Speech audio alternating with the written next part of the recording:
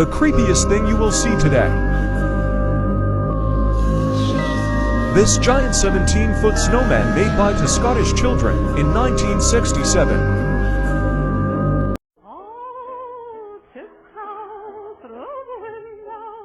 By the window, that is where I'll be. Come tiptoe through the tulips with me. Oh, tiptoe from the garden, by the garden, on the willow tree. Come tiptoe through the tulips with me.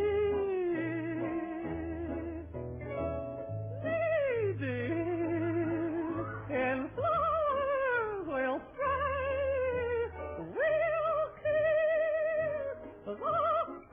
Have you ever wondered how accurate police sketches are? Well, this sketch was actually pulled from someone's subconscious during hypnotherapy, so let's find out.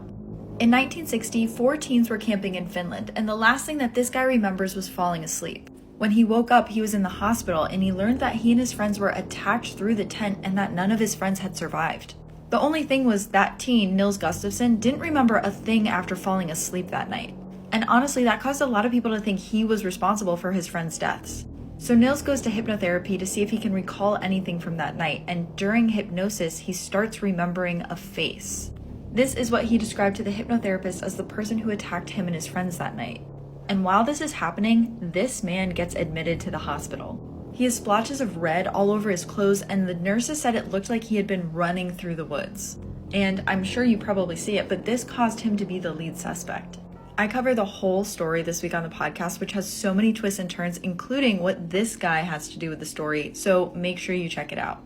Ini adalah kepala pembunuh berantai yang diawetkan. Jadi namanya adalah Diego Alves, yang dimana dia tuh merupakan pembunuh berantai pertama di Portugal. Si Diego ini udah ngebunuh hampir 70 orang selama tahun 1836 sampai 1840. Terus gimana cara dia ngebunuh? Jadi dia biasanya ngelakuin operasinya itu pada malam hari, pada saat orang-orang tuh lagi pulang kerja, dimana dia ngerampok dan juga ngebunuh. Terus tubuh korbannya itu dilempar ke saluran air Agua Livres, yang dimana si Diego ini mendapatkan julukan O Pachada atau pembunuh saluran air. Awalnya tuh nggak ada orang yang notice kalau misalkan ini kasus pembunuhan dan ngira orang-orang yang meninggal di saluran air itu. Pada akhirnya si Diego ini tertangkap pada saat ia melakukan perampokan ke seorang dokter yang terkenal dan ngebunuh keluarganya. Pada akhirnya si Diego ini dijatuhi hukuman mati, yaitu dengan digantung pada tahun 1841. Setelah dieksekusi, kepala Diego Alves dipenggal dan juga diawetkan oleh ilmuwan sekolah kedokteran bedah Lisbon untuk diteliti otaknya. Namun penelitian itu tidak pernah dilakukan dan kepalanya sampai saat ini masih diawetkan dalam wadah kaca yang berisi formaldehida. What this woman did to her husbands was pure evil. During the early 1900s, there was a woman named Mississippi who lived in western Florida. In the year 1909, she would marry her first husband named Cucumber at an old mansion venue. But that night after everyone left, it would be the last time Q was ever seen again by anybody. Missy would go on and remarry 10 more times over the next few years, with the same exact outcome every time and oddly enough at the same wedding venue. By the year 1917, she was already a multi-millionaire with all the assets she gained from her widowed husbands. But in 1918, a man named Sal Manella decided to marry Missy, just a few months after meeting each other. The wedding went great, and when all the guests left, Missy asked Sal if he wanted to play a game, and he agreed. So they went to the backyard of the venue, where there was a giant pond, and she blindfolded Sal and connected weights to his legs. And before he could react, she picked him up and threw him in the pond. Missy did not know that someone was watching her and that what would happen next would be complete madness. Sometimes true for stranger than fiction. The case of Richard Trenton Chase is a story which even the most depraved horror writer would struggle to create. Over the course of 4 weeks spanning across 1977 and 1978, Richard Chase took the lives of 6 innocent victims in Sacramento, California. His murders gradually progressed in violence, beginning with drive-by shootings and culminated in acts of cannibalism.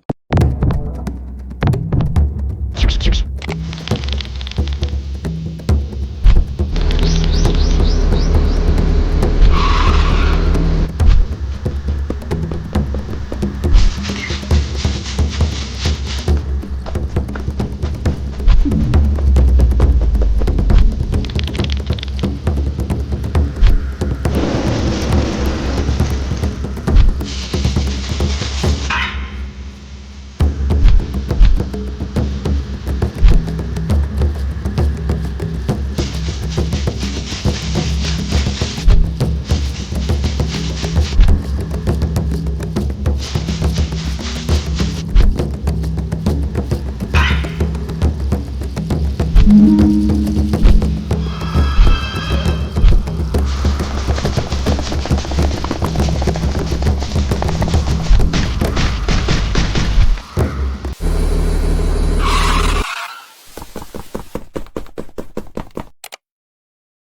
1979, an old widow was preparing to go to bed when she heard the sound of a door creaking open downstairs.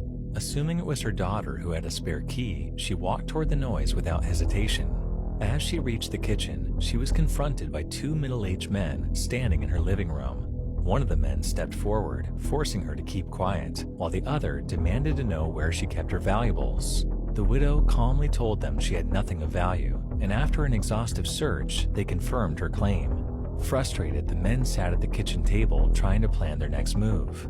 It was then that she noticed their desperate expressions and asked what their intentions were. After a brief hesitation, they admitted they were in trouble and needed enough money to catch a bus out of town. Feeling sympathetic, she decided to help them out. The next day, two police officers knocked on her door, asking if she had seen two men who had escaped from prison. Without hesitation, she lied, fully realizing the implications of her actions. After the officers left, she tried to push the incident out of her mind and forget about it. However, a few months later, an unmarked envelope appeared in her mailbox. Inside, she found a handwritten note that simply read, "Thank you," along with a stack of cash. In 1836, a sewer worker was conducting routine maintenance beneath the city of London when he heard voices echoing nearby. At first, he thought his mind was playing tricks on him, as he had been underground for hours. However, curiosity got the better of him, and he followed the sounds until they abruptly stopped. Pressing on, he stumbled upon a massive vault. As he examined it more closely, he realized it was the Bank of England's gold vault, and the voices he had heard were those of the guards above the tunnel. The next day, he began writing anonymous letters to the bank directors, warning them about the vulnerability of the vault. Skeptical at first, they dismissed his claims. Undeterred, he sent another letter, this time providing detailed descriptions of the layout and the tunnel leading to it. Realizing the gravity of the situation, they finally agreed to meet him. At the appointed time, the bankers, accompanied by armed guards, waited nervously. Suddenly, the worker emerged from beneath the vault floor, startling everyone. Grateful for his honesty, the directors rewarded him with £800, a life-changing sum at the time. The incident led to a complete overhaul of the vault's security measures, ensuring such a vulnerability would never be exploited again. However, coined the phrase, "You can't make this stuff up," might have known the story of real-life boogeyman Albert Fish. A slight, elderly man with grey hair, no one suspected the kindly single father of being sadistic child murderer and cannibal. In 1998, a sailor was on his night shift aboard a cargo ship bound for Europe, keeping watch over the shadowy deck. Suddenly, he heard a loud pounding coming from one of the containers below. Terrified, since the containers were only supposed to hold products, not any living creatures, he quickly woke up the captain. The experienced captain listened carefully and said, "It could be nothing. Let's check it out, but don't wake the others. It might just be the ship settling." Grabbing flashlights, they moved cautiously toward the source of the sound. As they pried open the container, a figure suddenly lunged out, tackling the captain to the ground. The sailor leapt into action, wrestling the stowaway off, and together they managed to subdue him, tying his hands and forcing him to sit under the harsh glow of their flashlights. The man looked gaunt and exhausted, barely coherent. Realizing the gravity of the situation, they changed course to the nearest port, intending to turn him over to the authorities. After his arrest, police discovered that he had hidden aboard the ship in hopes of making it to Spain. However, lost in the darkness for weeks on end, he had suffered severe sensory deprivation, having underestimated the length of the journey. He was eventually sent back to his home country of Senegal after being held for a month. In 1993, two men entered an Italian restaurant in Chicago just minutes before closing. The employees, including the owners Richard and Lynn, were finishing up their shifts, preparing to end for the night. The two men, armed and acting suspiciously, waited until the last customer left before making their move. Once the restaurant was empty, they drew their weapons and forced the employees to empty the cash registers and gather in the kitchen. Assuming it was a robbery, the employees complied, hoping to avoid harm. However, the attackers, paranoid about leaving witnesses, herded all 7 victims into the restaurant's freezer. Inside the confined space, they took the lives of all 7 victims. After ensuring no one survived, they destroyed evidence, cleaned the scene, and fled into the night. The next morning, family members of the victims contacted the police after their loved ones failed to return home. When officers arrived at the restaurant, everything initially seemed normal, but opening the freezer revealed the horrific crime scene. The case remained unsolved for 9 years, despite the efforts of over 100 investigators. 6 years after the attack, DNA from a piece of chicken that had been bitten by one of the criminals was tested using technology unavailable at the time of the murders. The DNA matched Juan Luna, and investigators later identified his accomplice, James Degorski. Both men were convicted and sentenced to life in prison without parole. In 1997, a young woman was at a payphone when she noticed a man staring at her from a distance. Thinking she was just being paranoid, she finished her call and drove toward a nearby diner to meet a friend. Unfortunately, on the way, her car got a flat tire, forcing her to pull into a parking lot. To her surprise, the same man from the convenience store approached her, offering to help. Having few options, she hesitated but agreed to let him assist. The man told her to check his truck for a jack while he pretended to inspect her tire. As she got closer to his truck, he suddenly threatened her with a knife, forcing her into his vehicle and driving off. While being abducted, the young woman made a bold decision. Before the man could get onto the highway, she threw herself from the moving truck, landing hard on the ground. Spooked by the busy road and her daring escape, the man drove off without stopping. Later, passing drivers spotted an injured person on the side of the road and called the police. Officers quickly arrived and rushed her to the hospital. She was identified as Sandra Sapah. Once stabilized, she told the police everything that happened, providing a detailed description of the attacker. Using her information, police created a sketch that eventually led to the capture of William Lewis Reese. Ultimately, he was convicted and sentenced to 60 years in prison for the kidnapping. However, after being linked to 3 other cases, including multiple murders, William was sentenced to life imprisonment in 2022. In 1932, an escort sat listening to her radio when she heard a knock on her door. She wasn't expecting anyone yet, but she assumed it was her next client. "You're a bit early," she said with a smile, opening the door. The man said little as he stepped inside, his silence more telling than she realized. She invited him to sit and excused herself briefly, leaving to inform her coworker that she had a new client, a precautionary system they used to ensure their safety. After returning to the room, something seemed off. The room was quiet, and the man seemed to have vanished. She glanced around, calling out softly, but before she could turn fully, she felt a sudden, crushing blow to the back of her head. Her vision blurred as she collapsed, losing consciousness. The next day, her coworker noticed she hadn't heard from her since their usual check-in. When knocking on her door yielded no answer, she assumed her friend had gone out. However, after 2 more days of silence, she grew worried and reported her friend as missing. When authorities arrived, they were forced to break down the door. Inside, they discovered a horrifying scene. Lily was lying motionless on her bed, her skin pale. Nearby, they found a bowl and a towel that contained traces of dried blood. Upon closer inspection of her body, investigators found a wound on her neck, suggesting her blood had been drained. Despite the evidence at the scene, the lack of forensic technology at the time left the investigation to hit a dead end. And the identity of the attacker, dubbed the Atlas Vampire, remains unknown to this day. In 2016, 3 teenagers decided to explore an abandoned building deep in the forest. As they made their way through the dusty upper floors, they quickly realized it wasn't as scary or haunted as the rumors suggested. Feeling confident, they decided to camp overnight. As they began setting up their tents, everything seemed normal, until they heard a loud noise coming from the basement. It sounded like a metal object falling to the floor, echoing through the empty halls. 2 of the boys, uneasy and paranoid, insisted they should leave immediately.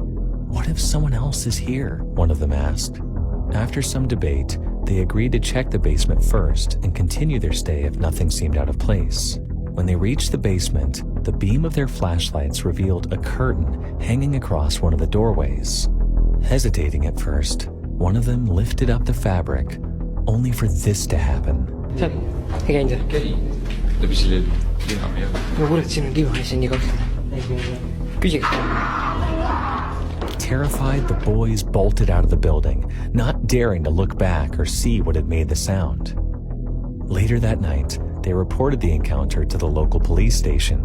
Initially skeptical, the officers investigated the building but found nothing to substantiate the boys' claims. Suspecting a prank, they considered charging the boys with filing a false report. However, after they showed the footage they had captured, it prompted authorities to take their story seriously. The building was then officially sealed off to prevent any public access. And despite further investigations, whatever was behind that curtain remains a mystery to this day. In 2008, a man returned home from work one evening, stepping into his apartment. He heard a faint sound, a door softly closing somewhere deeper in his apartment. He froze, listening intently, but after hearing nothing more, he decided to search every room, checking if someone had broken in. However, there was nothing out of place. This wasn't the first strange occurrence. For a while, small amounts of food had mysteriously gone missing, but he'd never given it much thought, assuming it was just his own absent-mindedness. But now, hearing that door, he realized he couldn't ignore it any longer. The next day, he bought a small camera and discreetly set it up in his kitchen. That night, after returning from work and hearing no unusual noises, he checked the footage. What he saw left him horrified. A figure emerged from a cupboard door, slowly and silently. A woman, thin and disheveled, crawled out and navigated his kitchen with practiced ease. She opened his fridge and helped herself to whatever food she found. When she was done, she slipped back into the cupboard, pulling the door shut behind her. Shaken, he immediately called the police. When they arrived, they carefully opened the cupboard door. There she was, crouched inside, her wide eyes staring back at them in silence. She had created a makeshift space with a small pile of blankets, food wrappers, and a few personal belongings arranged neatly around her.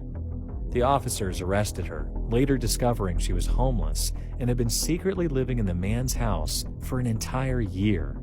The woman, Tatsuko Horikawa, was eventually charged with trespassing. This might be the most disturbing case in American history. This is Elizabeth Short, also known as Black Delilah.